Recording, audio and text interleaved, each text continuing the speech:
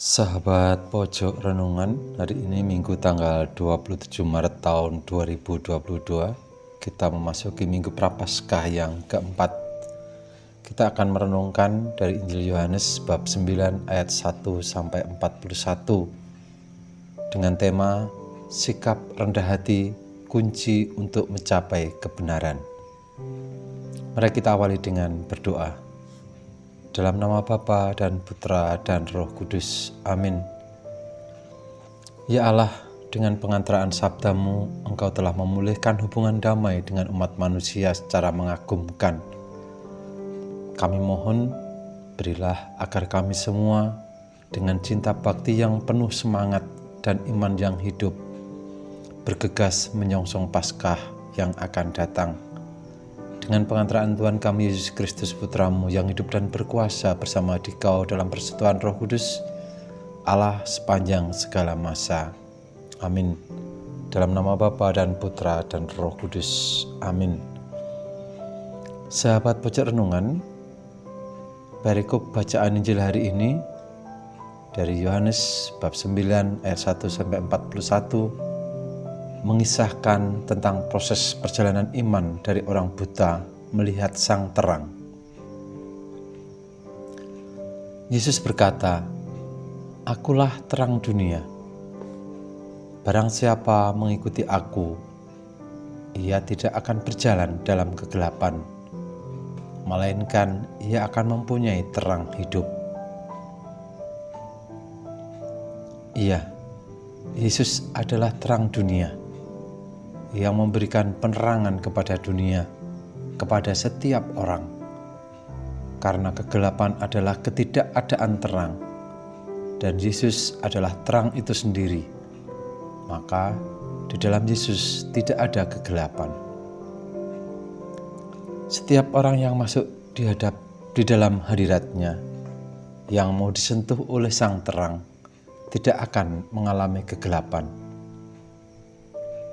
Drama perjalanan dari gelap menuju terang, baik secara fisik maupun spiritual inilah yang ingin disampaikan di dalam bacaan hari ini. Pada saat seseorang mengatakan, "Aku percaya Tuhan dan aku sujud menyembah-Mu," maka seseorang telah dipisahkan dari kegelapan dan berada dalam terang Tuhan. Paus Benediktus ke-16 dalam surat Gembala Prapaskah Kepausan mengajarkan bahwa perikop Yohanes 9 ini mengajarkan tentang Kristus Sang Cahaya Dunia dengan menuliskan hari Minggu Prapaskah keempat melalui kisah orang yang buta sejak lahir itu menampilkan Kristus Sang Cahaya Dunia. Injil hari ini mengkonfrontasikan masing-masing kita dengan pertanyaan ini. Percayakah engkau kepada Anak Manusia? Ketika kita menjawab, "Ya Tuhan, aku percaya," seperti seruan orang buta yang sejak lahir itu dengan sukacita. Dengan demikian, ia menyuarakannya juga bagi semua orang beriman. Mujizat penyembuhan ini menjadi tanda bahwa Kristus berkehendak memberi kita bukan saja kemampuan untuk melihat, tetapi juga membuka kemampuan kita melihat secara batin, sehingga iman kepercayaan kita juga semakin diperdalam dan kita mampu mengenalinya sebagai satu-satunya juru selamat kita. Ia menerangi apa saja yang merupakan kegelapan di dalam hidup dan membimbing semua orang laki-laki dan perempuan untuk hidup sebagai anak-anak terang.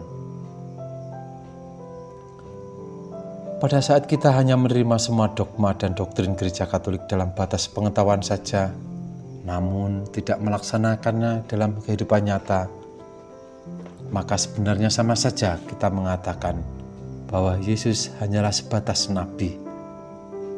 Sebatas nabi yang mungkin tidak perlu disembah dan tidak perlu menjadi fokus yang paling penting dalam kehidupan kita. Padahal, untuk sampai pada tahap penghayatan akan kebenaran, tidak hanya terbatas pada pikiran. Maka semua pengajaran Kristus yang dinyatakan lewat gereja harus diendapkan dalam hati. sehingga dengan seluruh keberadaan kita mengasihi kebenaran. Iman kita tidak hanya tergantung dari perkataan orang tertentu, bukan hanya tergantung dari website tertentu, bukan hanya tergantung dari guru kita ataupun orang tua kita. Karena pada akhirnya iman kita adalah merupakan personal fight atau iman yang mempribadi. Dan tepat sekali apa yang dikatakan oleh orang tua dari orang buta ini. Seperti di ayat 23, ia telah dewasa, tanyakanlah padanya sendiri. Iman pribadi inilah yang dituntut oleh Kristus kepada setiap orang yang telah menerima Kristus.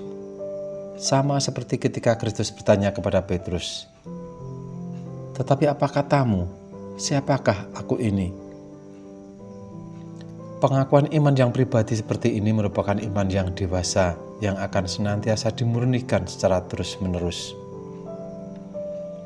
Untuk memperoleh iman seperti orang buta tersebut diperlukan suatu kondisi, yaitu seseorang harus menyadari bahwa dia adalah seorang yang buta.